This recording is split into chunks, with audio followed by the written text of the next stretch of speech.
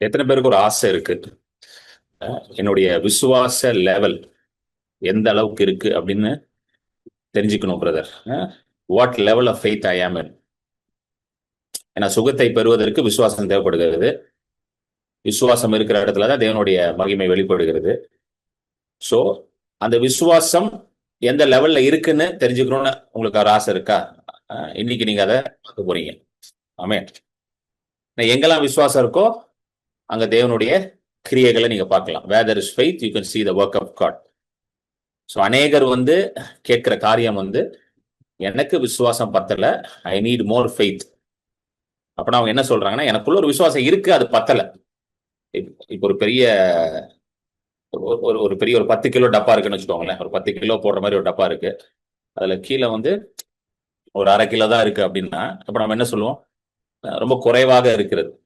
அந்த அரிசி ரொம்ப குறைவா இருக்கு அந்த டப்பால. 10 கிலோ வரைக்கும் போடலாம், பட் ஆனா என்ன இருக்கு, ரொம்ப குறைவா இருக்கு. ஸோ இன்னும் அதிகமா அரிசி தேவைப்படுது. அந்த டப்பாவை நிரப்புறதுக்கு இன்னும் அதிகமா அரிசி தேவைப்படுது. ஸோ அது போலதான் நிறைய பேர் என்ன நினைக்கிறாங்கன்னா, ரொம்ப கம்மியா இருக்கு பிரதர். சில பேர் இல்லவே இல்லை பிரதர், தொடச்சி கிளீனா இருக்கு பிரதர் டப்பா. ஸோ விசுவாசமே இல்லை பிரதர். ஸோ அதுக்கு நீங்க ஏதாவது பண்ணுங்க பிரதர். ஸோ எத்தனை பேருக்கு தெரிஞ்சுக்க ஆசையா இருக்கு எந்த லெவல்ல நான் இருக்கிறேன்? அதுதான் நம்ம இன்னைக்கு பார்க்க போகிறோம். ஸோ விசுவாசத்துல நிறைய லெவல்ஸ் இருக்கு. இது நான் எப்படி சொல்றேன் அப்படின்னா, பைபிள்ல இப்படிலாம் போடல. Level 1, level 2, level 3, level 4, level 5 அப்படின்னு லெவல் 10, லெவல் 100 அப்படின்லாம் பைபிள் என்ன போடல. ஆனா வேதத்தை வாசிக்கும் பொழுது சில காரியங்களை நம்ம புரிந்து கொள்ளலாம். ஸோ அதை தான் நான் உங்களுக்கு எக்ஸ்பிளைன் பண்ண போறேன்.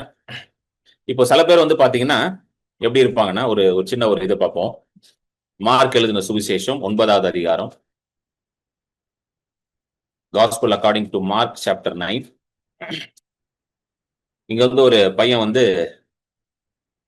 பிசாசு பிடிச்சிருக்கிறான். சிறு வயதுல இருந்தே அவனுக்கு ஒரு பிசாசு பிரச்சனை இருக்கு. அந்த பிசாசு பிரச்சனை இருக்கிறதுனால அந்த பிசாசை அவனை தண்ணியிலையும் தீயிலையும் கொண்டு போய் தள்ளி அவனை அலக்கழிக்குது. ஸோ அந்த இடத்துல இயேசு எப்படி கிரியை பண்றாரு நம்ம பார்ப்போம். மார்க் 9:21 போடுங்க. நம்ம ஃபுல்லா பார்க்க வேண்டாம், ஏன்னா நிறைய சம்பவங்கள் பார்க்க வேண்டியது இருக்கு. நம்ம ஃபுல்லா பார்க்க. ஸோ இயேசு இடத்துல அந்த பையனை கூட்டிட்டு வராங்க. சீஷர்கள் எல்லாம் ட்ரை பண்றாங்க. மார்க் 9:21 போடுங்க. சீஷர்கள் எல்லாம் ட்ரை பண்றாங்க, ஒன்னும் நடக்கல. சோ இயேசு இப்ப கேட்கிறார். அவர் அவனுடைய தகப்பனை நோக்கி, இது இவனுக்கு உண்டாகி எவ்வளவு காலமாயிற்று என்று கேட்டார். அதற்கு அவன், சிறு வயது முதற்கொண்டே உண்டாயிருக்கிறது. அடுத்த வசனம். சோ சின்ன வயசுல இருந்தே உனக்கு இந்த பிரச்சனை இருக்கு அப்படின்னு அவங்க அப்பா சொல்றாரு. என்ன பண்ணுமா? அடுத்த வசனம் போடுங்க, கடகடன் மாத்துங்க. இவனை கொல்லும்படிக்கு அது அநேக தரம் தீயிலும் தண்ணீரிலும் தள்ளிற்று.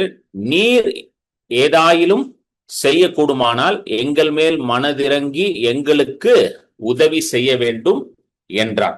அந்த வசனத்தை அப்படியே வச்சுக்கோங்க. நீங்க ஏதாவது செய்ய முடிஞ்சா எங்களுக்கு செய்யுங்க. ஏதாவது செய்ய முடிஞ்சா, if you can do something. நிறைய பேருக்கு இப்படிப்பட்ட ஒரு விசுவாசம் தான் இருக்குது. ஏதாவது ஆண்டவரை செய்ய சொல்லுங்க பிரதர். இது ஒரு என்ட்ரி லெவல் ஃபெய்த் அப்படின்னு சொல்லலாம். அதாவது ஒரு எல்கேஜி லெவல் ஃபெய்த், இல்லைன்னா ஒரு pre-KG level faith, starting level faith. நிறைய பேர் சொல்லுவாங்க, ஏதாவது செய்ய சொல்லுங்க பிரதர், ஒண்ணுமே நடக்க மாட்டேங்குது என் வாழ்க்கையில. எத்தனை பேர் இப்படி ஜோம் பண்ணிருக்கீங்க? ஆண்டவர் ஏதாவது செய்யுங்க ஆண்டவர், சம்திங் ஏதாவது போடுங்க ஆண்டவர். பிரியாணி இல்லைனாலும் பரவாயில்ல, அட்லீஸ்ட் ஒரு கஞ்சாவது ஊத்துங்க, கூலாவது ஊத்தி விடுங்க.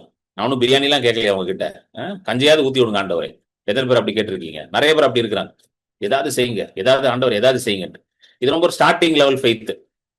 ஏதாவது செய்யுங்கன்னு கேட்கும் பொழுது நம்மளோட விசுவாசம் எப்படி இருக்குன்னா, முழுமையா ஆண்டவர் மேல இல்ல. ஆக்சுவலா அதுதான் அது அர்த்தம். முழுமையா ஆண்டவர் நம்பல, ஒரு லெவலுக்கு ஆண்டவர் நம்பிட்டு இருக்கோம்.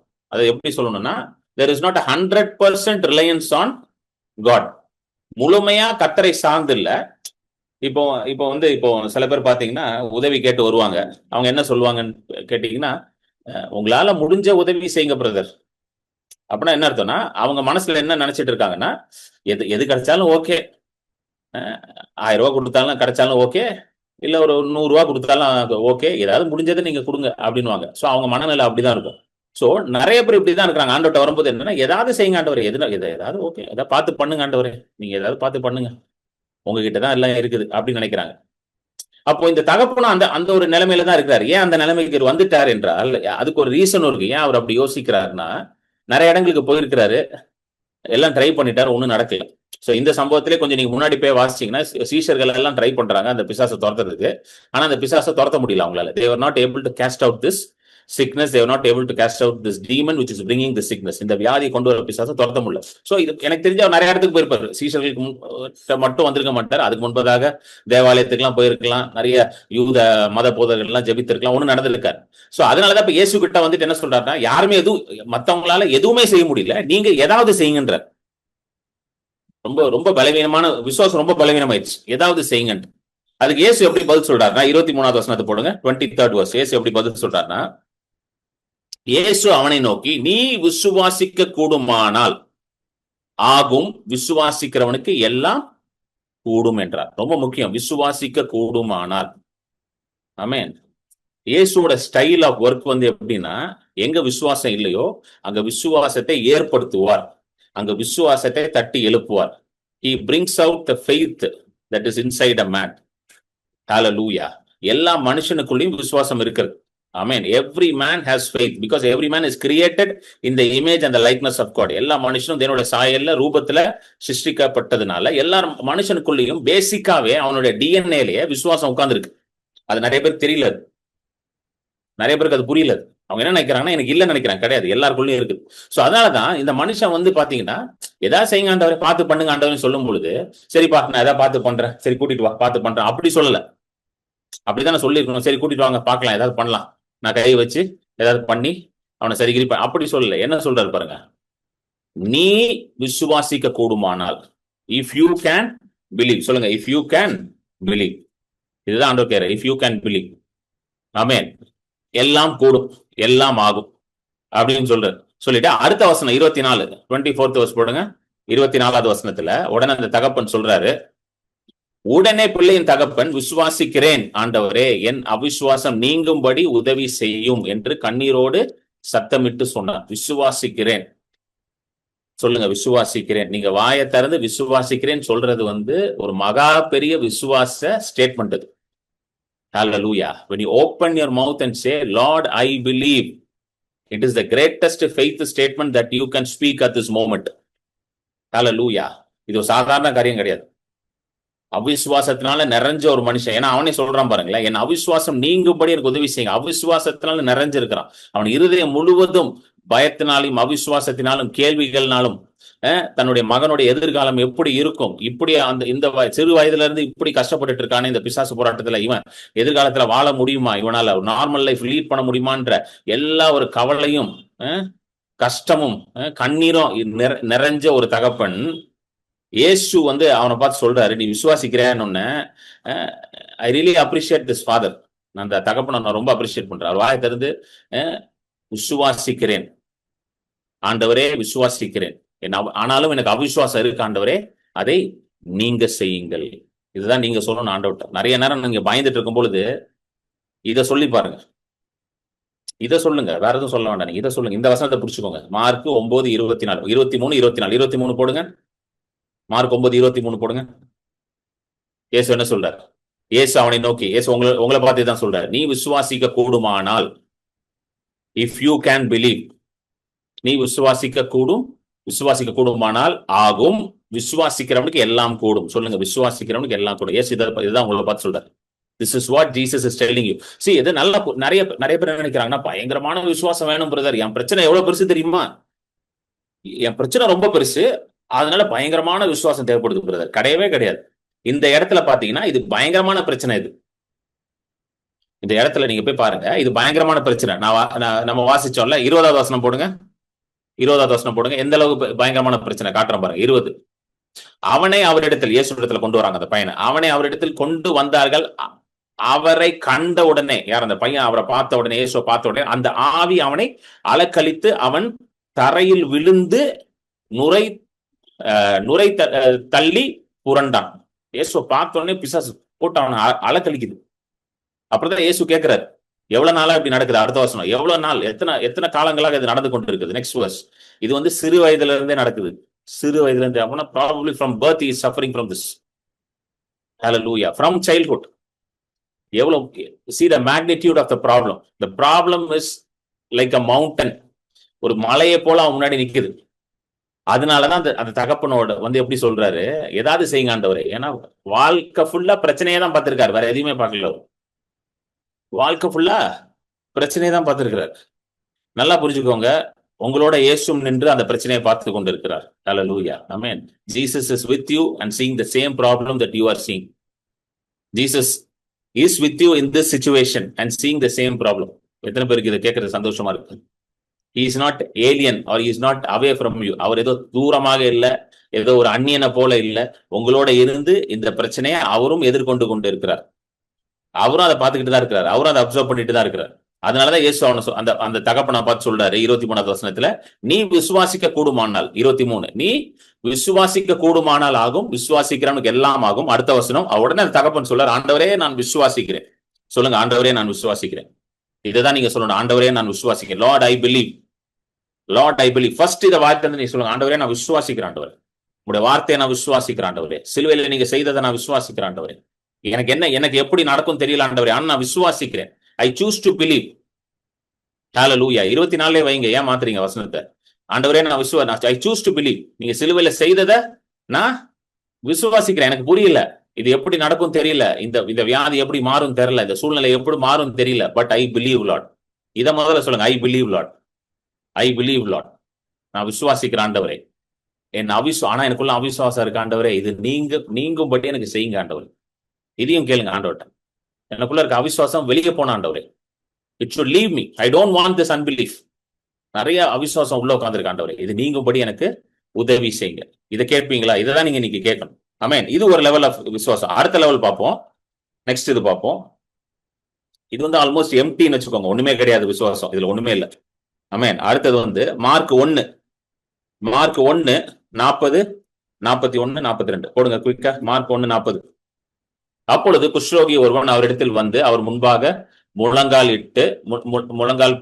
படியிட்டு, உமக்கு சித்தமானால் என்னை சுத்தமாக்க உமால் ஆகும் என்று வேண்டிக் கொண்டான். இது ஒரு லெவல். இது வந்து எப்படின்னா, ஆண்டவரால முடியும், ஆனா ஆண்டவர் சித்தம் கொள்ள வேண்டும். அதாவது God can do but God has to will. இது ஒரு கேட்டகரி ஆஃப் விசுவாசம். நிறைய பேர் இதுலயும் இருக்கிறாங்க. என்ன நினைக்கிறாங்க, ஆண்டவரால முடியும் பிரதர். கண்டிப்பா ஆண்டவரால முடியும் பிரதர், நிச்சயமா ஆண்டவரால என் வாழ்க்கையை மாற்ற முடியும் பிரதர், நிச்சயமா ஆண்டவரால இந்த வியாதியை சுகமா, I have full assurance brother, but he has to will brother. only if willing it will happen brother. எத்தனை பேர் கேள்விப்பட்டீங்க? நிறைய கேள்விப்பட்டிருக்கேன். only if it wills, otherwise you have to carry this sickness. இல்லைன்னா இந்த வியாதியை நீங்க சுமந்து கொண்டே தான் இருக்க வேண்டும். இந்த வியாதியை நீங்க சுமந்து கொண்டே தான் இருக்கணும். எத்தனை பேர் இதெல்லாம் நான் ரீசெண்டா கூட ஒருத்தவங்களை சந்திக்கும் போது அவங்க இதான் சொல்றாங்க, it is not necessary that God has to heal everybody. இது கேள்விப்பட்டிருக்கீங்களா? தேவன் எல்லாரையும் சுகமாக்கணும்னு அவசியம் கிடையாது. சில பேருக்கு சுகத்தை கொடுப்பார். If it is his will, அவர் வில்லிங்னா கொடுப்பாருங்க, அவர் சித்தம்னா கொடுப்பாருங்க. எல்லாருக்கும் கொடுக்கணும்னு அவசியம் கிடையாது. அதனால நீங்க கண்டிப்பா சுகமாகணும்னு எதிர்பார்க்கணும்னு அவசியம் கிடையாது. சோ நீங்க வந்து சித்தமானால் சுகமாக்குங்கன்னு கேளுங்க, சுகமானா ஓகே, இல்லைன்னா ரைட்டு. ஹல்லேலூயா. நிச்சயமா நான் சொல்றேன், ஆண்டவருடைய சித்தம் நீங்க எல்லாம் சுகமா இருக்கிறது தான். திரும்ப நீங்க வந்து அதான் சொல்லல, ஆண்டவரை புரிந்து கொள்ள வேண்டும் என்றால், ஆண்டவர் என் குடும்பத்தை ஏற்படுத்தினார். why did God create family? so that you can have a better understanding of God, because God is a relational God. ஏன் குடும்பங்களை ஏற்படுத்தினார்? ஏன் ஆதியில மனுஷனையும் ஒரு குடும்பமாக ஏற்படுத்தினார்? the first thing that he created was family. ஏன் ஒரு குடும்பத்தை ஏற்படுத்துறாருன்னா, குடும்பத்துல இருக்கும் பொழுது நீங்க கர்த்தரை இன்னும் அதிகமா நல்லா புரிஞ்சு கொள்ள முடியும். ஒரு தகப்பன்ட்டையும், இப்ப அநேக தகப்பன் தாய்கள்லாம் இங்க இருக்கிறீங்க, ஜாயின் பண்ணிருக்கீங்க. உங்ககிட்ட போயிட்டு உங்க பிள்ளை எப்படி இருக்கணும், how do you want your children to be, உங்க ஃபியூச்சர்ல உங்க பிள்ளைங்க எப்படி இருக்கணும் அப்படின்னு கேட்டீங்கன்னா, நிச்சயமா நான் சொல்றேன், இங்க இருக்கிற ஒவ்வொருத்தரும் நீங்க வந்து எப்படி சொல்லுவீங்கன்னா, நல்லா இருக்கணும். எதுல நல்லா இருக்கணும்?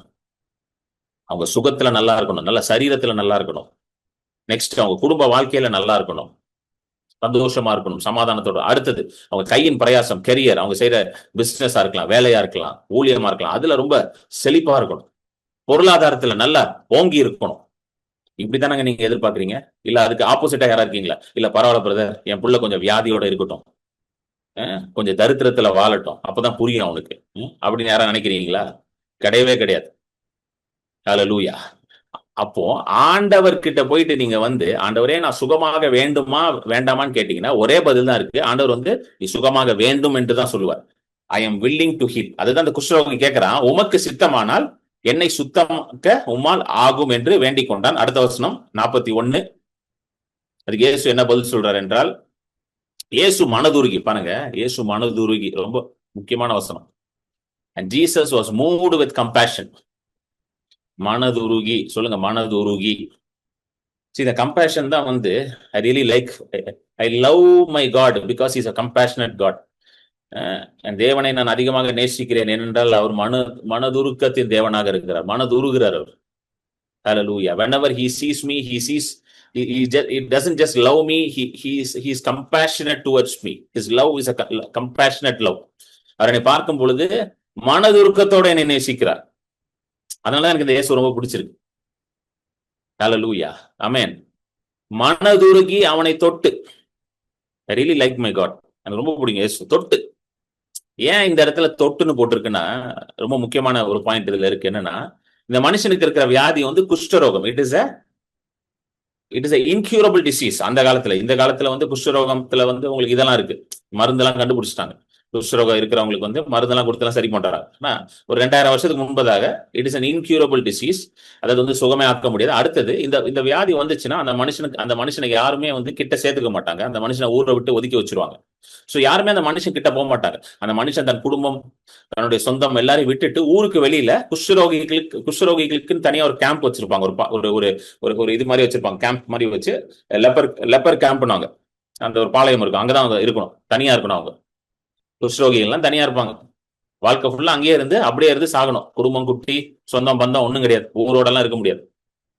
யாரும் அவங்களை தொட மாட்டாங்க. ஏன்னா குஷ்டரோகியை ஒரு மனுஷன் தொட்டால், யூத மார்க்கத்தின் படி, அக்கார்டிங் டு த ஜூயிஷ் லா, குஷ்டரோகியை ஒருத்தன் தொட்டா, எவன் போய் குஷ்டரோகியை தொடுறான்னா அவனும் அசுத்தமாயிருவான்.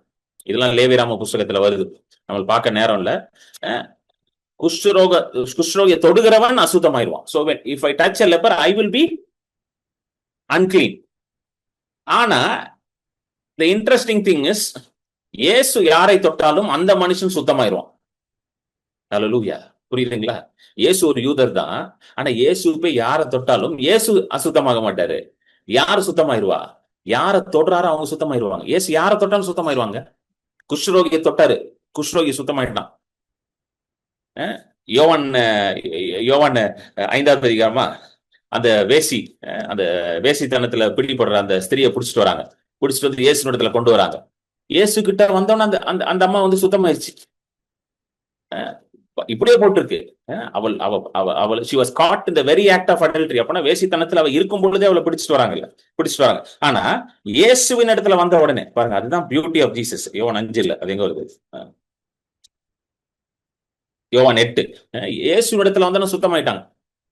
ஹல்லேலூயா. அதே போல சமாரிய ஸ்திரீ, அதே யோவான் எழுதின சுவிசேஷத்துல தான் வருது.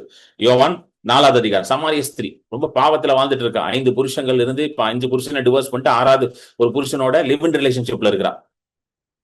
இயேசுவோட ஒரு சந்திப்பு உண்டாகுது. இயேசுவோட சந்திப்பு உண்டான வாழ்க்கைய மாறுது, சுத்தமாகுறா. ஹல்லேலூயா. ஆமென். சோ ஒரு மனுஷன் வந்து அசுத்தத்துல இருக்கிறான், ஒரு மனுஷன் பாவத்துல இருக்கிறான் அப்படின்னா அவனுக்கு ஜீசஸை இன்ட்ரோடியூஸ் பண்ணி விட்டணும். நீங்க எத்தனை பேர் புரியுது?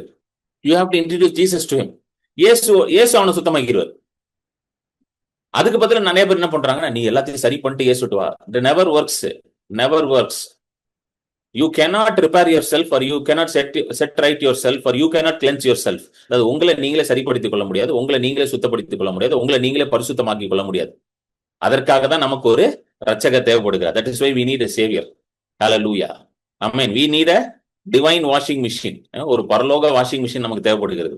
அதுதான் இயேசுவின் ரத்தம். அந்த இயேசுவின் ரத்தம் தான் நம்மளை சுத்தமா இருக்கும். சோ ஒருத்தன் வந்து ரொம்ப கஷ்டப்பட்டு இருக்கான் வாழ்க்கையில, பிரதர் என்ன பண்ணனே தெரியல பிரதர், இந்த பாவத்துல மாட்டிக்கிட்டேன் பிரதர், இதுல இருந்து வெளியே வர முடியலன்னா introduce Jesus to him.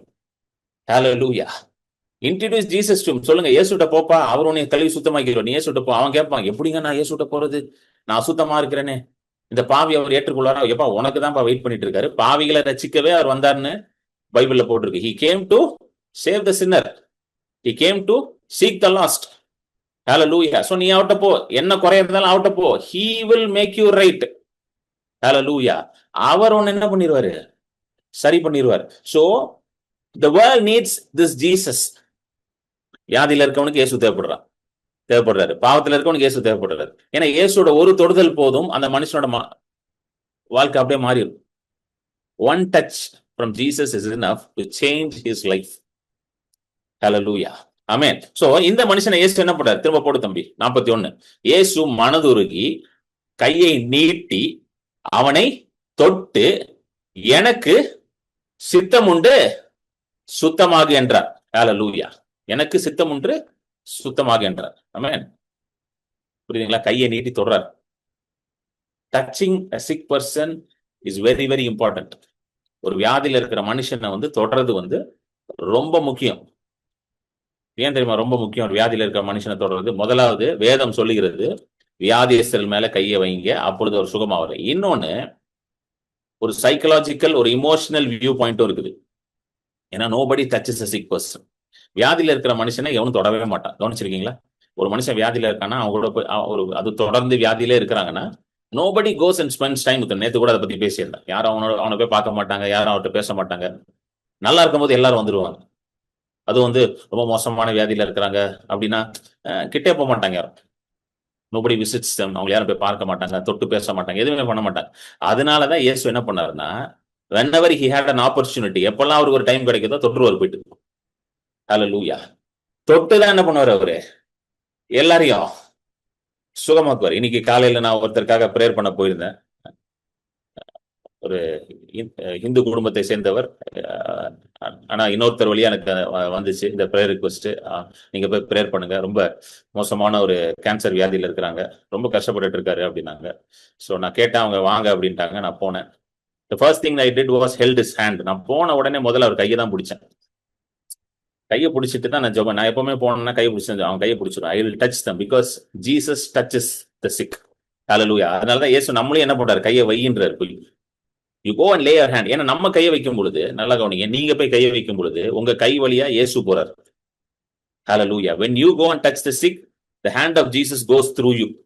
The power of God goes through you. அவருடைய வல்லமை உங்க மூலமா போய் அவர் கையை தான் பிடிச்சேன். ரொம்ப மோசமான நிலைமையில இருந்தார், பேசவே முடியல அவருக்கு, கொடிய வியாதி. கையை பிடிச்சி அவரு, நான் போற வரைக்கும் என் கையை விடவே இல்லை அவரு. நான் கையை எடுத்தாலும் கை திருப்பி மெதுவாக கொண்டு வந்து கையை பிடிச்சிருவார். டப்புன்னு அவரே கை பிடிச்சிருவார். தென் ஒன்லி ஐ ரியலைஸ்ட், அப்பதான் எனக்கு புரிஞ்சிச்சு, there was no one to hold his hand and tell him that you will be well. அப்பதான் எனக்கு புரிஞ்சிச்சு. எனக்கு மனசுல ஆண்டவர் சொல்றாரு, யாரும் அவர் கையை பிடிச்சி இது வரைக்கும் நீ நல்லா இருப்பேன்னு கூட சொல்லியிருப்பாங்களான்னு தெரியல. கையை பிடிச்சி நீ நல்லா இருப்பீங்க, நீங்க சுகமா இருப்பீங்க, ஆரோக்கியமா இருப்பீங்க, இந்த வியாதி இருக்காது அப்படின்னு கூட சொல்லியிருக்க மாட்டாங்க. இதுதான் இன்னைக்கு இந்த உலகத்துக்கு தேவை, தேவனின் மனதுருக்கம். Hallelujah. The compassion of God is what is needed in this world. Hallelujah. அதனாலதான் இயேசு எல்லாரையும் தொட்டுதான் சுகமாக்குவார். I really love this. Hallelujah. தொட்டுதான் சுகமாக்குவார். இயேசு மனதுருகி கையை நீட்டு அவனை தொட்டு எனக்கு சித்தம் உண்டு சுத்தமாக என்றார். சித்தம் உண்டு சொல்லுங்க. God is always willing. God is ever willing. எப்பொழுதும் அவர் சித்தம் உண்டு. என் நேரமும் அவர் சித்தம் உண்டு. எல்லா காலத்திலும் சித்தம் உண்டு உங்களை சுகமாக்குவதற்கு. ஆமென். சோ இது ஒண்ணு. என்னது இந்த சித்தம் இருக்கா சித்தம் இல்லையா அப்படின்னு யோசிச்சுட்டு இருக்காரு. அடுத்தது ஒண்ணு பாத்தீங்கன்னா, வாங்க இன்னொரு நிறைய சம்பவங்கள் அப்படியே நான் பார்த்துட்டு சொல்லிட்டு வரேன் உங்களுக்கு. மத்தேயு 9:27 போடுங்க. மத்தேயு 9:27. ரெண்டு குருடர்கள். மத்தேயு 9:27. சோ இவங்க இயேசுவை ஃபாலோ பண்ணி வராங்க. வாசிப்போம். இயேசு அவிடம் விட்டு போகையில் 2 குருடர் அவர் பின்னே சென்று, தாவீதின் குமாரனே எங்களுக்கு இறங்கும் என்று கூப்பிட்டார்கள். அடுத்த வசனம். அவர் வீட்டிற்கு வந்த பின்பு அந்த குருடர் அவரிடத்தில் வந்தார்கள். அந்த குருடர்கள் 2 பேரும் அவரிடத்தில் வந்தார்கள். இயேசு அவர்களை நோக்கி, இதை செய்ய எனக்கு வல்லமை உண்டென்று விசுவாசிக்கிறீர்களா என்று கேட்டார். அதற்கு அவர்கள், ஆம் விசுவாசிக்கிறோம் ஆண்டவரே என்றார்கள். அடுத்தது. அப்பொழுது அவர்களுடைய கண்களை அவர் தொட்டு, உங்கள் விசுவாசத்தின்படி உங்களுக்கு ஆக கடவுது என்றார். ஆமென். சோ 2 குருடர்கள் வராங்க. இயேசுவே மனம் இறங்கும் ஆண்டவரே எங்களை சுகமாக்குங்க அப்படின்னு கேட்கிறாங்க. அப்ப இயேசு கேட்ட கேள்வி 28வது வசனம் போடு தம்பி. 28 போடு. எனக்கு இதை செய்ய வல்லமை உண்டு என்று விசுவாசிக்கிறீங்களா? Do you believe that I have the power to heal you? திரும்ப பாருங்க, அவங்க விசுவாசத்தை தட்டி எழுப்புறார். Jesus never assumes anything. நல்லா புரிஞ்சுக்கணும். ஜீசஸ் அவரை அசியூம்லாம் பண்ண மாட்டார். அதான் நிறைய பேர் கேட்கிறாங்க, ஏன் ஆண்டவருக்கே தெரியாதா எனக்கு என்ன வேணும்? ஆண்டவர் எதிர்பார்க்கிறார், நீங்க கேட்க வேண்டும் என்று அவர் எதிர்பார்க்கிறார். He is expecting you to ask him. இன்னொரு இடத்துல பாத்தீங்கன்னா, மார்க் எழுதின சுவிசேஷம் 10வது அதிகாரம் 46வது வசனம் போடுங்க. மார்க் 10:46. பர்த்திமேயு, ஃபேமஸான ஸ்டோரி, பிளைண்ட் பார்ட்டிமஸ், எரிகோ பட்டணத்துல நடக்குது. ஸோ அந்த பர்த்திமேயு வந்து இயேசுவை நோக்கி வந்து கூப்பிடுறான். இயேசு அங்க நடந்து போறாரு, கடந்து போறாரு. தாவீதின் குமாரனே எனக்கு இறங்கும் அப்படின்னு கூப்பிடுறான். 47வது வசனம் அது. 47ல தாவீதின் குமாரனே எனக்கு இறங்கும்ன்றான். திரும்ப 48லயும் 48 போடு தம்பி, எல்லாரும் அவனை வந்து வாயை மூடு அப்படி இப்படின்றாங்க. திரும்பவும் கத்துறான், தாவீதின் குமாரனே எனக்கு இறங்கும். ஸோ இயேசு பின்தொடர்ந்து போறான். இவன் வந்து ரோட்டோரமா, எரிகோ பட்டணத்துல ரோட்டோரமா உட்காந்து பிச்சை எடுத்துட்டு இருக்கான். 2 கண்ணும் குருடு. அப்போ வந்து இயேசு உடனே 49 இயேசு உடனே நின்றுறாரு. 49th verse, இயேசு உடனே நின்று அவனை கூட்டிட்டு வாங்க அப்படின்றாரு. 50வது வசனம், 50வது வசனத்துல அவன் மேல் வஸ்திரத்தை கலட்டி போட்டு, 50th verse, உடனே அவன் மேல் வஸ்திரத்தை எரிந்து விட்டு எழுந்து போறான். மேல ஒரு மூடி இருக்கான், தூக்கி போட்டுட்டு அப்படியே எழுந்து ஓடுறான். இயேசு கூப்பிட்டுட்டாருன்னு சந்தோஷத்துல ஓடுறான். அப்ப 51ல இயேசு அவன் இடத்துல பேசுறார், கேட்கிறார். இயேசு அவனை நோக்கி, நான் உனக்கு என்ன செய்ய வேண்டும்? நல்லா கவனிங்க, இவன் குருடன், பார்த்தாலே தெரியுது. ஏன் இயேசு அப்படி கேட்கிறாரு? புரியுதுங்களா? ஏன் இயேசு அப்படி கேட்டாரு? நான் உனக்கு என்ன செய்ய வேண்டும் என்கிறார்.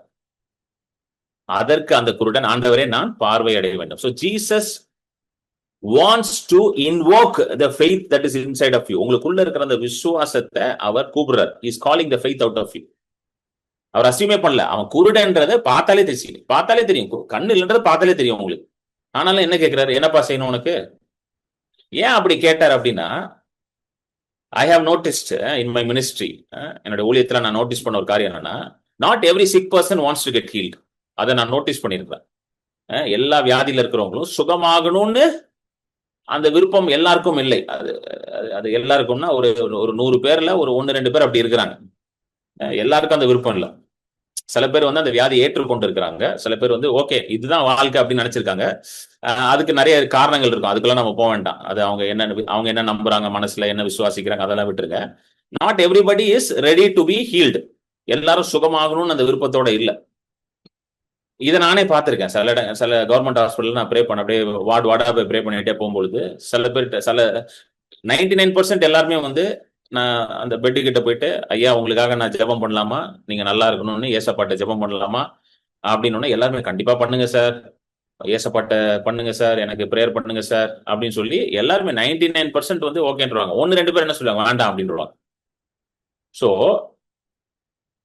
சில பேர் அப்படி இருக்கிறாங்க, இல்ல பரவாயில்ல இருக்கட்டும் நானே பாத்துக்கிறேன் அப்படின்ற ஆள்லாம் இருக்கிறாங்க. இந்த வியாதியை நானே ஹேண்டில் பண்ணிக்கிறேன், சுகமாகும் போது ஆகட்டும், இல்லைன்னா நானே பாத்துக்கிறேன். அதனாலதான் இயேசு பாருங்க இங்க என்ன கேட்கிறாரு பாருங்க. இயேசு அவனை நோக்கி, நான் உனக்கு என்ன செய்ய வேண்டும்? What do you want me to do for you?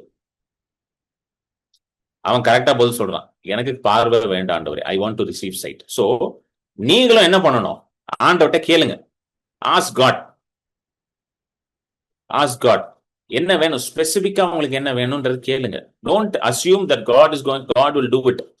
நான் ரொம்ப வருஷமா அப்படிதான் நடந்துட்டு இருந்தேன். எனக்கு அப்படி சொல்லி தரவே, எனக்கு நாங்க பாரம்பரிய கிறிஸ்தவ குடும்பத்துல வளர்ந்ததுனால என்ன சொல்லி கொடுத்துட்டாங்கன்னா, நீங்களாம் கேட்கணும்னு அவசியம் இல்லை, அவர் என்ன சித்தமோ செய்வார், அவரே பார்த்து பண்ணுவார். அவரே பார்த்து என்ன பண்ணுவாரு? சில பேர் கேட்பாங்களே, ஏதோ பார்த்து பண்ணுங்க, ஏதோ போடுங்க, உங்களால முடிஞ்சதை தட்டுல போடுங்க அப்படின்ற மாதிரி அவரே பார்த்து ஏதாவது போடுவார் உனக்கு. ஆனால் நீ போய் என்ன கேட்கக்கூடாது, ஆண்டவரே எனக்கு இது விருப்பமா இருக்கு ஆண்டவரே, எனக்கு இது பிடிச்சிருக்கு ஆண்டவரே, இதை நான் செய்யணும்னு நினைக்கிறேன் ஆண்டவரே, அப்படி எனக்கு இது என் வாழ்க்கையில வேணும்னு நினைக்கிற ஆண்டவரே அப்படி நீலாம் கேட்கக்கூடாது. அவர் என்ன வச்சிருக்காரோ அது போடுவார். அவர் உன் பாத்திரத்தை நீட்டு, பிச்சைக்கார பாத்திரம் மாதிரி உன் பாத்திரத்தை நீட்டு, அவர் என்ன பண்ணுமோ போட்டுருவார் உனக்கு. நீலாம் போயிட்டு 100 ரூபா போடா 200 ரூபா போடலாம் கேட்கக்கூடாது. என்ன உழுதா எடுத்துட்டு ஓடி, தட்டுல என்ன உழுதோ எடுத்துட்டு ஓடிடு, ஸ்தோத்திராண்டவரை தூக்கிட்டு ஓடிடு கிடையாது. அப்படி ஆண்டவர் வச்சிருந்தாருன்னா எதுக்கு நம்மள ஜெபம் பண்ணணும் அப்படின்னு சொல்றாரு அவரு. கரெக்டா இல்லையாங்க? நான் என்ன கொடுக்குறோன்னு தூக்கிட்டு போயிரு அப்படின்னு ஆண்டவர் வச்சிருந்தா எதுக்கு ப்ரே அப்படின்றாரு? எதுக்கு ஜெபம் பண்ணு? கேளுங்கள் அப்பொழுது உங்கள் சந்தோஷம் பூர்ணமாயிருக்கும், இது வரைக்கும் நீங்க எதையும் கேட்கவில்லை என் நாமத்தினால கேளுங்கள் அப்படின்லாம் யோவான் 14, 15, 14 நிறைய இடத்துல பேசுறது. அப்புறம் அப்போஸ்தலர் நிருபங்கள் எடுத்தாலும் பவுலும் வந்து நிறைய ஜெபத்தை பத்தி பேசுறாரு. ஜெபம் பண்ணுங்க, ஜெபம் பண்ணுங்க. ஏன் அப்படி ஜெபம் பண்ணுங்கன்றாரு? God wants you to ask. நீங்க கேட்கணும்னு ஆண்டவர் விரும்புறாரு. சோ இப்போ ஒரு வியாதி இருக்கு, ஒரு ஹார்ட் ப்ராப்ளம் இருக்குன்னா கேளுங்க, ஆண்டவரே இருதயம் சரியாகணும்னு கேளுங்க. ஸ்பெசிஃபிக்கா கேளுங்க, ஆண்டவரே இருதயம் சரியாகணும், என் இருதயத்துல எந்த பிளாக்கும் இருக்கக்கூடாது. கிட்னில பிரச்சனை இருக்கா கேளுங்க, கிட்னி சரியாகணும், கிட்னில எந்த பிளாக்கும் இருக்கக்கூடாது. என்ன பிரச்சனை இருக்கும், தலையில பிரச்சனை இருக்கா, தலையில இந்த பிரச்சனை இருக்கு ஆண்டவரே, இந்த பிரச்சனை சரியாகணும் இயேசு நாமத்துல அப்படின்னு நீங்க ஸ்பெசிஃபிக்கா நீங்க கேட்கணும். அதை அதை நீங்க கேட்டீங்கன்னா நிச்சயமா நான் சொல்றேன், கண்டிப்பா உங்களுக்கு சுகம் உண்டாகும். அல்லது எத்தனை பேர் கேட்க போறீங்க? இதை கேளுங்க. Nothing wrong in asking. You're asking your heavenly father. நீங்க எந்த மனுஷன் இடத்துலயும் போய் கேட்கல. நீங்க உங்க பரமபிதாட்ட கேக்குறீங்க. அதனால வெக்கப்படாம தைரியமா கேளுங்க. மனுஷன்ட்ட கேட்கறது தாங்க வெக்கப்படணும். கரெக்டா இல்லையாங்க? மனுஷன்ட்ட போயிட்டு கேட்கறதுக்கு தான் வெக்கப்படணும். தயங்கி தயங்கி கேட்கணும். கொடுப்பாரா மாட்டாரா, இல்ல அவர் ஏதாவது நம்மள நினைச்சுப்பாரா, தப்பா நினைச்சுப்பாரா அப்படின்னு பயந்து பயந்து கேட்கணும். ஆண்டவர்கிட்ட கேட்கறதுக்கு எதுக்குங்க வெக்கப்படணும்? தைரியமா கேட்கலாம், என்ன வேணா கேட்கலாம். ஏன்னா அவர் நம்மளை கேலி செய்ய மாட்டார், அவர் நம்மளை கிண்டல் பண்ண மாட்டார், அவர் நம்மளை ஜட்ஜ் பண்ண மாட்டார். மனுஷன் கூட ஜட்ஜ் பண்ணுவான். நம்ம போய் எதாவது கேட்டா, ஆமா இவருக்கு ஒரு வேலை இல்லை, எப்ப பார்த்தாலும் நம்ம கிட்ட வந்து இதை கூட அதை கொடுன்னு கேட்டுட்டு இருப்பாரு இவரு. இவருக்கு ஒரு வேலை கிடையாது அப்படின்னு அவன் நம்மள ஜட்ஜ் பண்ணுவான். ஆனா ஆண்டவர் நம்மளை ஜட்ஜ் பண்ண மாட்டார். எத்தனை பேர் புரியுது? He never judges you. Hallelujah. அதனால தைரியமா நீங்க போய் கேட்கலாம் அவர்கிட்ட. அவர்கிட்ட மட்டும்தான் தைரியமா கேட்கலாங்க. நான் கண்டுபிடிச்சிட்டேன் என் லைஃப்ல. அவர்கிட்ட மட்டும் தான் நீங்க தைரியமா கேட்கலாம். எதுனாலும் மத்த யார்ட்டுமே அந்த தைரியமா கேட்க முடியல என்னால. நானும் ட்ரை பண்ணிட்டேன். ஏதாவது ஒரு தோணுது நமக்கு, கேட்டா ஏதாவது நினைச்சுப்பாங்களோ அப்படின்னு தோணுது. ஆனா அவர்கிட்ட போகும்போது ஒரு முழு சமாதானம் வருது. பா என்ன வேணா கேட்கலாம்ப்பா, ஏன் தகப்பன் என்னோட அப்பா அவரு, பா எனக்கு இது வேணும்ப்பா, எனக்கு அது வேணும்ப்பா, எனக்கு நீங்க தான்ப்பா கொடுக்கணும், உண்மை தவிர எனக்கு யாரு இருக்காப்பா அப்படின்னு தைரியமா கேட்க முடியுது. அதனாலதான் இயேசுவே சொல்றாரு, எப்பா கேளுப்பா அப்படின்றார். ஹல்லேலூயா. கேளுங்கள் அப்படின்னு இயேசு ஏன் சொல்றாரு? கேளுங்கள் அப்பொழுது உங்களுக்கு கொடுக்கப்படும் சொல்றது காரணமே அதுதான். ஹல்லேலூயா. ஆமென். அடுத்தது வாசிப்போம். இன்னொரு பகுதி வாசிப்போம். நம்ம குயிக்கா வாசிச்சுட்டு இன்னைக்கு நம்ம கம்யூனியன் எடுக்க போறோம். மார்க் 5:25. மார்க் 5:25. இந்த மார்க் இப்போ நம்ம பாக்குற ரெண்டும் வந்து நம்ம பிராக்டிஸ் பண்ண வேண்டிய ஒரு காரியம். 12 வருடம் பெரும்பாடு உள்ள ஒரு ஸ்திரீ. அப்பொழுது 12 வருடம் பெரும்பாடு உள்ள ஒரு ஸ்திரீ, அடுத்த வசனம், அநேக வைத்தியர்களால் மிகவும் வருத்தப்பட்டு தனக்கு உண்டானவைகளை எல்லாம் செலவழித்தும் சற்றாகிலும் குணமடையாமல் அதிக வருத்தப்படுகிற பொழுது இயேசுவை குறித்து கேள்விப்பட்டு, ரொம்ப முக்கியம், அப்படியே வைங்க இந்த வசனத்தை, இயேசுவை குறித்து கேள்விப்பட்டு, இயேசுவை குறித்து கேள்விப்பட்டு, when she heard about Jesus, what are you hearing? ரொம்ப முக்கியமான வசனம் அது. இயேசுவை ஏன் இந்த ஸ்திரீயோட விசுவாசத்தை வந்து இயேசு ரொம்ப அப்ரிஷியேட் பண்ணுவாரு, ரொம்ப மெச்சிப்பாரு இந்த ஸ்திரீயோட விசுவாசம். ஒரு 3 பேரோட விசுவாசத்தை வந்து பயங்கரமா பேசுவாரு. ஒண்ணு இந்த ஸ்திரீ, இந்த பெரும்பாடுள்ள ஸ்திரீ, அடுத்த ரோமர் நூற்றுக்கு அதிபதி, அப்புறம் இன்னொன்னு வந்து அந்த கானானிய ஸ்திரீ, தன்னுடைய மகளுக்கு வந்து பிசாசு பிடிச்சிருக்கும்ல அந்த ஸ்திரீ. இவங்களோட விசுவாசத்தெல்லாம் கிரேட் ஃபெய்த்னுவாரு, பெரிய விசுவாசம், ரொம்ப அப்ரிஷியேட் பண்ணி சொல்லுவாரு. ஏன் அப்படின்னா அவர்கள் எல்லாருமே இயேசுவை குறித்து கேள்விப்படுகிறார்கள். அப்படின்னா they have heard who Jesus is. So நீங்க இயேசுவை பற்றி கேள்விப்படுறது அப்படின்னா என்னது? இயேசுவை பற்றி அறிகிறது ரொம்ப முக்கியம். ஹல்லேலூயா. இயேசு யாரு, அவர் எப்படிப்பட்டவர், எவ்வளவு நல்லவர், எவ்வளவு உண்மை உள்ளவர், சிலுவையில தம்முடைய ரத்தத்தினால நமக்காக என்ன செய்து முடித்தார், அவருடைய ரத்தத்தினால நமக்கு உண்டான அந்த உடன்படிக்கையின் வல்லமையும் அந்த மகிமையும் என்னது அப்படின்றதெல்லாம் நம்ம கேள்விப்படணும். இன்னும் நிறைய காரியங்கள் இருக்கு, நான் சில காரியங்களை தான் சொல்றேன். இதெல்லாம் நம்ம கேள்விப்படணும். we have to hear about Jesus. hearing is powerful. சொல்லுங்க, hearing is powerful. கேட்கிறது ரொம்ப பவர்ஃபுல். இயேசுவே அதான் சொல்றாரு, எதை கேட்கிறீர்கள் என்று ஜாக்கிரதையா இருங்கள். be cautious about what you hear. ஆமென். அது சொல்றாரு, ஒரு இடத்துல சொல்றாரு. எந்த வசனத்துல வருது? மார்க் எழுதின சுவிசேஷம் 4:24. அந்த வசனத்தை போடுங்க, போட்டுட்டு இங்க வந்துடும். நம்ம 4:24 போட்டு தம்பி. மார்க் 4:24. பின்னும் அவர் அவர்களை நோக்கி, நீங்கள் கேட்கிறதை கவனியுங்கள். Take heed what you hear. Take heed what you ஹியர்னா be careful about what you hear. நீங்க எதை கேட்கிறீங்க குறித்து கவனமா இருங்க. எல்லாத்தையும் கேட்கக்கூடாது, எல்லாத்தையும் கேட்கக்கூடாது. சொல்லுங்க, எல்லாத்தையும் கேட்கக்கூடாது. உங்களுக்கு சுகம் வேணுமா? சுகத்தை குறித்த சத்தியத்தை தான் உட்காந்து கேட்கணும் ஃபுல்லா. உங்க வாழ்க்கையில நீங்க முன்னேறணுமா? அப்படிப்பட்ட விசுவாச செய்திகளை தான் உட்காந்து கேட்கணும். ஆண்டவரோட நன்மையை ருசி பார்க்கணுமா? அப்ப கர்த்தர் நல்லவர், எவ்வளவு உண்மை உள்ளவர் என்ற சத்தியத்தை தான் உட்காந்து கேட்கணும். எத்தனை புரியுதா? எல்லாத்தையும் உட்காந்து கேட்டுட்டு இருந்தீங்கன்னா ஒண்ணும் நடக்காது. நான் இப்போ பிரதர் கிரண் பால் பேசுவாரு, நல்லா சுகத்தை பத்தி பேசுவாரு. அதுக்கப்புறம் நைட்டு வந்து இன்னொருத்தர் பேசுவாரு, அவர் வந்து நல்லா பயங்கரமா பேசுவார். கர்த்தர் அடிப்பார், உதைப்பார், அந்தி கிறிஸ்து வருவார், உன் தலைமையில உட்காருவார் அப்படின்னு ஒருத்தர் பேசுவார். 12 மணிக்கு பேசுவாரு, நல்லா இருக்கும். 12 மணிக்கு த்ரில்லிங்கா பேசுவாரு. இப்ப அதை கேட்போம். இப்போ ஒரு 11 மணிக்கு முன்னாடி கிரண் பால் பிரதர் முடிச்சிருவாரு. அப்புறம் 11 மணிக்கு மேல த்ரில்லிங்கா ஒருத்தர் மெசேஜ் கொடுப்பாரு பிரதர். ரொம்ப அதை கேட்போம். முடிஞ்சு போச்சு. கதம் அவுட்டு, ஒண்ணு இருக்காது. புரியுதுங்களா? அந்தி கிறிஸ்து வருவார், உதைப்பார், குத்துவார், அதெல்லாம் வந்து அடுத்தது. முதல்ல நம்ம வீட்டுல இருக்கிற பிரச்சனையை கவனிப்போம். எத்தனை பேருக்கு புரியுது? நம்ம வீட்டுல இருக்கிற பிரச்சனையை கவனிப்போம். நம்ம சட்டியில சோறு இருக்கான்னு பார்ப்போம். அதை விட்டுட்டு அவர் வருவார், அவர் எங்க வருவார், அந்தி கிறிஸ்து எங்க வந்து உட்காருவாரு? அமெரிக்கா பிரசிடென்ட் தான் அந்தி கிறிஸ்துவா? இல்ல இங்க நான் ஏற்கனவே சொல்லியிருக்கேன் பாத்தீங்களா, ஒபாமா வரும்போது ஒபாமா அந்தி கிறிஸ்துன்ட்டாங்க. நான் சின்ன பையனா இருக்கும்போது நல்லா ஞாபகம் இருக்கு. நான் சின்ன பையனா இருக்கும்போது சண்டே கிளாஸ் படிக்கும் போது எனக்கு சொல்லுவானுங்க அந்த கூட இருக்க பசங்க, அந்தி கிறிஸ்துனா யார் தெரியுமா? போப்பு தான் அந்தி கிறிஸ்துன்ட்டாங்க. என்னடா போப்பு அந்தி கிறிஸ்து ஆக்கிட்டீங்க? ஏன்னா போப்போட தொப்பியில வந்து 666 ஏதோ எழுதி இருந்துச்சான். அது எனக்கு தெரியல, அவனுங்க சொல்லுவானுங்க, என் கூட இருக்கவங்க எல்லாம் சொல்லுவானுங்க போப்பு தான் அந்தி கிறிஸ்துன்ட்டாங்க. போப்பு அந்தி கிறிஸ்து அப்படின்னு சொல்லி அவர் தொப்பியில இருக்குதான், அவர் தான் அந்தி கிறிஸ்து. அப்புறம் கொஞ்ச நாள் கழிச்சு இவருன்னாங்க, கொஞ்ச நாள் கழிச்சு அவருன்னாங்க. இதெல்லாம் இப்ப நமக்கு தேவையே இல்லை. இதை தெரிஞ்சுக்கிறதுனால நம்ம வாழ்க்கையில எதுவுமே மாற போறதும் இல்ல. Knowing this will not change anything in our life. ஹல்லேலூயா. புரியுதுங்களா? இன்னைக்கு நாம பிரச்சனை என்னது? என் கால் வலி சரியாகணும், என் தலைவலி சரியாகணும், என் முதுகு வலி சரியாகணும், என் இருதயம் சரியாகணும், என் குடும்பத்துல சமாதானம் உண்டாகணும், என் பொருளாதாரத்துல ஒரு முன்னேற்றம் உண்டாகணும், என் பிள்ளைகளுக்கு நல்ல எதிர்காலம் உண்டாகணும், என் வாழ்க்கை வந்து ஒரு ஆசீர்வாதமான வாழ்க்கையா இருக்கணும், அநேகருக்கு நான் ஆசீர்வாதமா இருக்கணும். அதுலதான் போக்கஸ் பண்ணணும். அதுக்குதான் இயேசு வந்தார். இன்றைக்கு உங்க வாழ்க்கையை மாற்றுவதற்காக. எதுக்கு இயேசு வந்தார் காண்கிறேன். கலாத்தியர் 1 அதிகாரம், கலாத்தியர் 1:3 போடுங்க. கலாத்தியர் 1:3, கலேஷியன்ஸ் 1:3. பிதாவாகிய தேவனாலும் நம்முடைய கர்த்தராகிய இயேசு கிறிஸ்துவினாலும் உங்களுக்கு கிருபையும் சமாதானமும் உண்டாவதாக. அடுத்த வசனம், அவர் நம்மை இப்பொழுதிருக்கிற பொல்லாத பிரபஞ்சத்தினின்று விடுவிக்கும்படி நம்முடைய பிதாவாகிய தேவனுடைய சித்தத்தின்படியே நம்முடைய பாவங்களுக்காக தம்மை தாமே ஒப்பு கொடுத்தார். அவர் நம்மை, வாங்க நல்லா கவனிங்க இந்த வசனம், அவர் நம்மை இப்பொழுது இருக்கிற பொல்லாத பிரபஞ்சத்தினின்று விடுவிக்கும்படிக்கு நம்முடைய பிதாவாகிய, நல்லா கவனிங்க இங்கிலீஷ்ல பாருங்க, who gave himself for us that he might deliver us from this present evil age. இப்போ ஒரு பிரசன்ட் சுத்தி வந்து தீமை நடக்குது, இதுல இருந்து உங்களை காப்பாற்றணும்னு ஆண்டவர் வந்து தன்னுடைய ஜீவனை கொடுத்தாராம். புரியுதுங்களா? Present evil.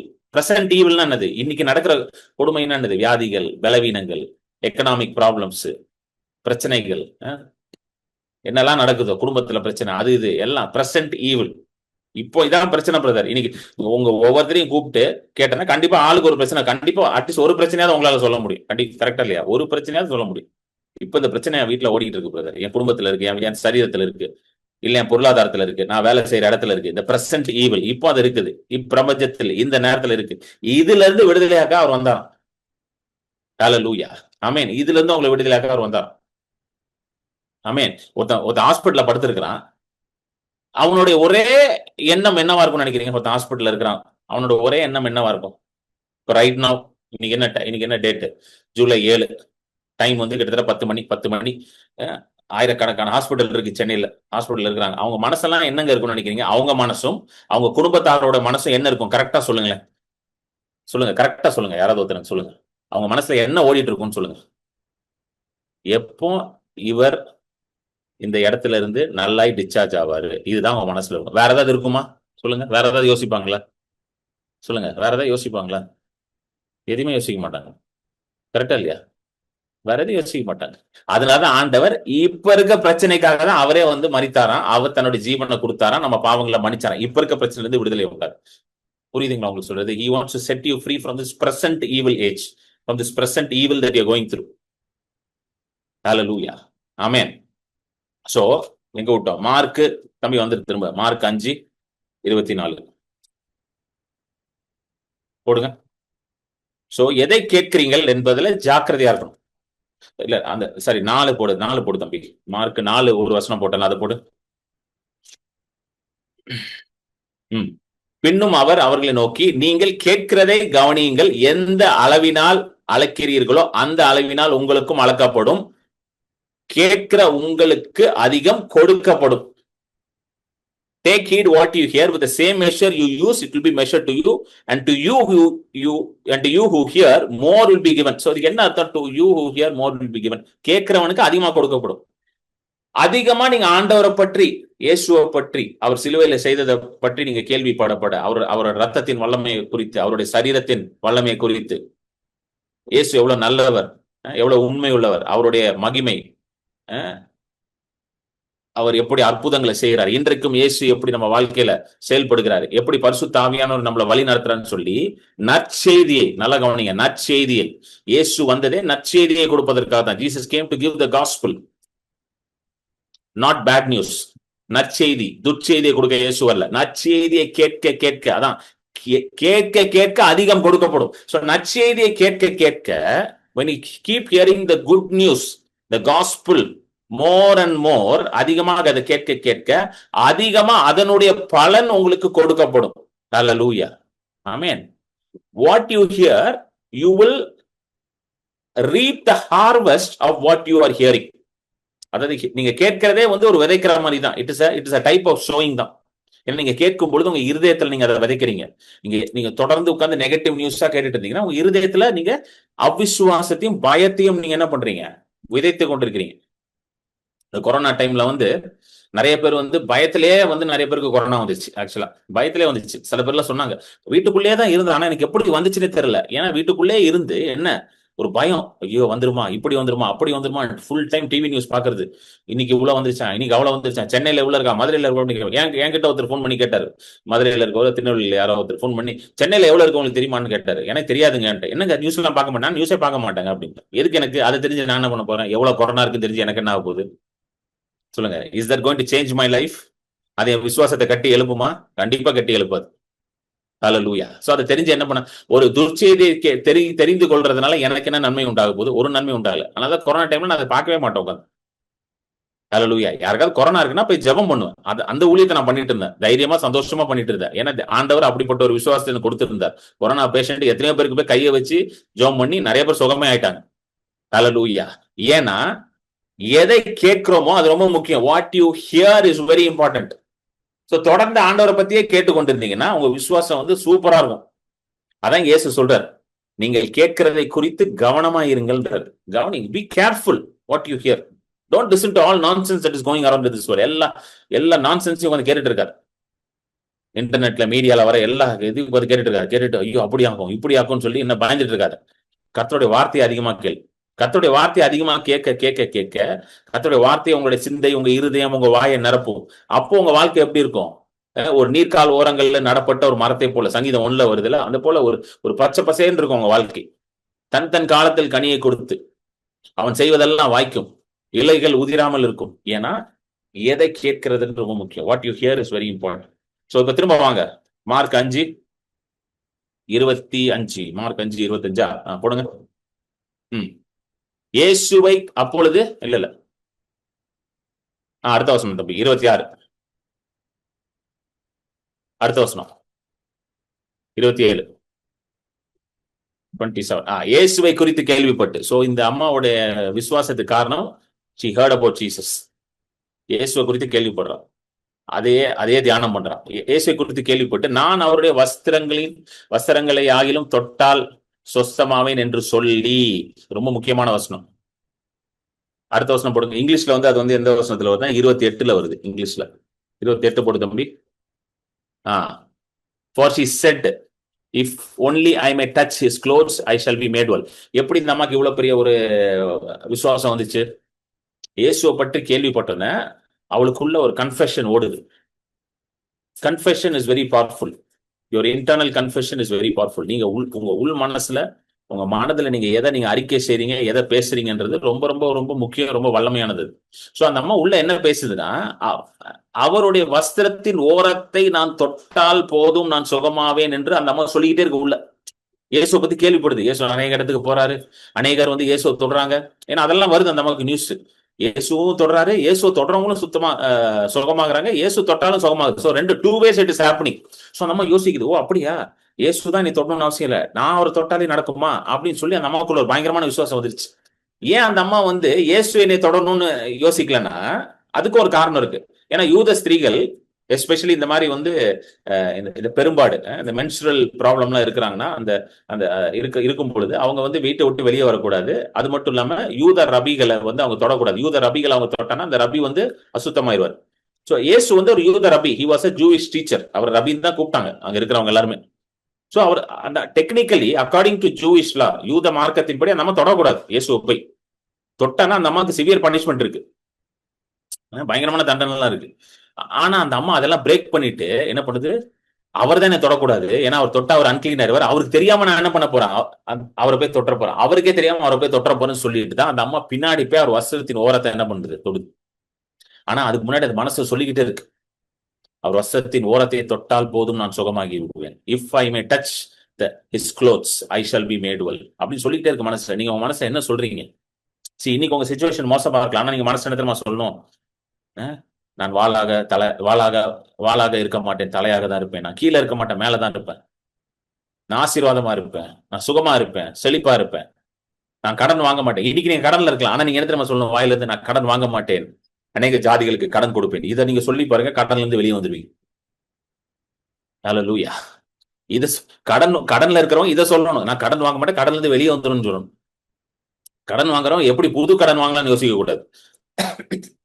என்கிட்ட கவுன்சிலிங் வரவங்க எல்லாம் இந்த கடன் பிரச்சனைல வரவங்க எல்லாம் கேட்பாங்க வந்து, பிரதர் ஜோம் பண்ணுங்க கடன் பிரச்சனைல இருந்து வெளியே வரணும். முதல்ல அவங்களுக்கு சொல்ற ஜெபம் பண்றதுக்கு முன்னாடி நான் சொல்றது என்னன்னா, முதல்ல கடன் வாங்குறது நிறுத்துங்கன்னு சொல்லுவேன். First point, stop borrowing. முதல்ல கடன் வாங்குறதை நிறுத்துங்க. ஹல்லேலூயா. கடன் வாங்குறதை நிறுத்தினாதான் கடன்ல இருந்து வெளியே வர முடியும். கடன் வாங்கிட்டே இருந்தா கடன்ல இருந்து வாழ்க்கையில வெளியே வரவே முடியாது. ஒரு கடன் போய் இன்னொரு கடன் வரும், புது கடன் வரும். சோ ஃபர்ஸ்ட் திங் அதான் பண்ணணும். சோ அப்ப நீங்க மனசுல ஒரு முடிவு எடுக்கணும், நான் கடன் வாங்க மாட்டேன், நான் கடன் கொடுப்பேன், நான் கொடுக்கிறவனா இருப்பேன், வாங்குறவனா இருக்க மாட்டேன், கர்த்தர் என்ன ஆதாரமா இருக்கிறார் அப்படி நீங்க உங்க மனசுல நீங்க என்ன விசுவாசிக்கிறீங்கன்றத அதை வந்து என்ன பண்ணணும், உள்ள கன்ஃபெஷன் வாயை பேசிக்கிட்டே இருக்கணும். அதுதான் வந்து மெடிடேஷன், மட்டரிங். அப்படியே உள்ள இந்த அம்மா வந்து மெடிடேஷனை கரெக்டா பண்ணிருக்கு. இயேசுவை பத்தி கேள்விப்படுது, வாய் திறந்து பேசுது, இயேசுவை பற்றி கேள்விப்படுது, வாய் திறந்து பேசு. இதான் ரியல் மெடிடேஷன். அவரோட வார்த்தையை உள்ள போடணும், வார்த்தையை எடுத்து பேசணும். Put the word inside and speak the word. Put the word inside your heart, speak the word. This is biblical meditation. இதுதான் வேதத்தின் படி இருக்கிற தியானம். வாய் முணங்கிட்டே இருக்கணும். எதை முணங்கிட்டே இருக்கணும்? அவர் தழும்புல நான் குணமானேன், அவர் ரத்தத்தினால நான் மீட்கப்பட்டேன், கிறிஸ்து சாபமானார், என்னை எல்லா சாபத்திலிருந்து மீட்டு கொண்டார், ஆபிரகாமின் ஆசீர்வாதம் என்மேல் இருக்கிறது அப்படின்னு வாய் முணங்கிட்டே இருக்கணும். தேவனுடைய வாக்கு தத்தங்களை முணங்கிக்கிட்டே இருக்கணும். இதுதான் முணங்கணும். பிரச்சனையை முணங்கக்கூடாது. ஆமா ஒண்ணு நடக்க மாட்டேங்குது, உருப்பட மாட்டேங்குது, ஒன்னும் நானும் எல்லாம் ட்ரை பண்ணிட்டேன் அப்படி முணங்கக்கூடாது. அப்படி முணங்கிட்டே இருந்தீங்கன்னா அப்படியே முணங்கிட்டே இருக்க வேண்டியதான் வாழ்க்கை உள்ள, ஒண்ணும் நடக்காது. அதை விட்டுட்டு இப்படி முணங்கணும். எதை முணங்கணும்? வார்த்தையை முணங்கணும். இந்த அம்மா கரெக்டா முணங்கிருச்சு. எதை முணங்கிருச்சு? வார்த்தையை முணங்கிருச்சு. அவர் வஸ்திரத்தின் ஓரத்தை தொட்டால் போதும் நான் சொஸ்தமாகிருவேன் என்று தேவனுடைய வார்த்தையை வசனத்தை முணங்க ஆரம்பித்த உடனே அங்க என்ன நடக்குது? சுகம் நடக்குது. அந்த முணங்கிட்டே போய் தொடுது இயேசு. அடுத்த வசனம் வாசிங்க, போடுங்க. ஜனக்கூட்டத்துக்குள்ளே அவருக்கு பின்னாக வந்து அவருடைய வஸ்திரத்தை தொட்டால், அடுத்த வசனம், உடனே அவளுடைய உதிரத்தின் ஊரல் நின்று போயிட்டு. எப்படி போய் தொட்டுச்சு? முணங்கிட்டே போய் தொட்டு. வஸ்திரத்தை ஓரத்தை தொட்டால் நான் சுத்தமாயிருவேன், வஸ்திரத்தை ஓரத்தை தொட்டால் நான் சுத்தமாயிருவேன், தொட்டிக்கிட்டே போய் அப்படியே பின்னாடி போய் அவர் தொட்டுச்சு. உடனே அவளுடைய உதிரத்தின் ஊரல் நின்று போயிட்டு, அந்த வேதனை நீங்கி ஆரோக்கியம் அடைந்தது அவள் தன் சரீரத்தில் உணர்ந்தார். உடனே பாருங்க, அவ என்ன முணங்கினாலும் அது உடனே பார்த்துட்டா. என்ன முணங்க போறீங்க நீங்க? இன்னையில இருந்து என்ன முணங்க போறீங்க? முணங்குறது நம்ம எல்லாருக்குமே வரும். we are all very well versed in முணங்கிஃபைங். நம்ம எல்லாருக்குமே முணங்குறது வரும், கரெக்டா? அது நல்லா, அதுக்கெல்லாம் நம்ம வந்து தனி கிளாஸ்ல நம்ம எடுக்க வேண்டாம். ஸ்கூல் ஆஃப் முணங்கிஃபைங் அப்படிலாம் நான் நடத்த வேண்டாம். ஸ்கூல் ஆஃப் ஹீலிங் மாதிரி எல்லாருக்கும் முணங்குறது வந்து நம்மளுக்குலாம் வரும். கவலைப்படுறது, முணங்குறதுலாம் நல்லா வரும். இதை அப்படியே மாத்தி பிரச்சனையை முணங்காம தேவனுடைய வார்த்தையை முணங்க ஆரம்பிக்கணும் நீங்க.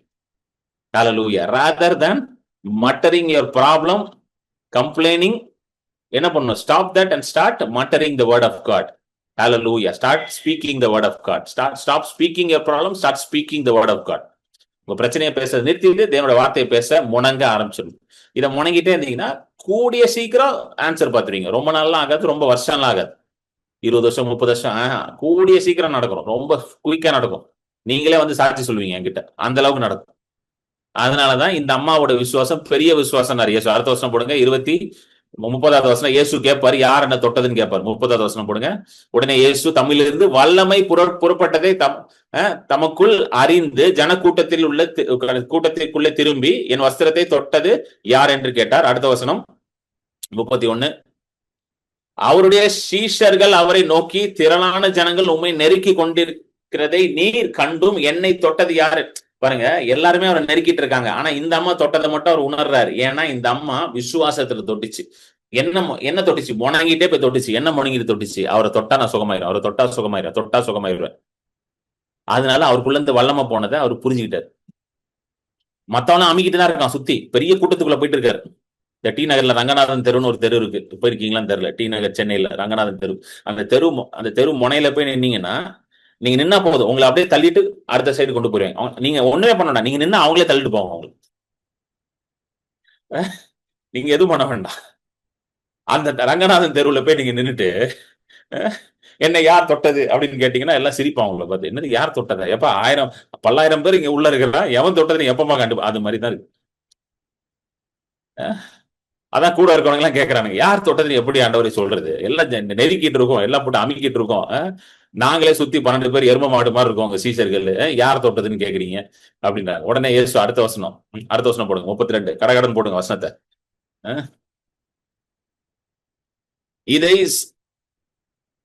இதை செய்தவளை காணும்படிக்கு அவர் சுற்றிலும் பார்த்தார். அடுத்தது யார் தொட்டதுன்னு பாக்குறாரு. அடுத்தது 33, தன்னிடத்தில் சம்பவித்ததை அறிந்து அந்த ஸ்திரீயானவள் பயந்து நடுங்கி அவர் முன்பாக வந்து விழுந்து உண்மையெல்லாம் அவருக்கு சொன்னார், சாட்சி சொல்றார். அடுத்த வசனம் 34, அவர் அவளை பார்த்து, மகளே, உன் விசுவாசம் உன்னை ரட்சித்தது, நீ சமாதானத்தோட போய் உன் வேதனை நீங்கி சுகமாயிரு.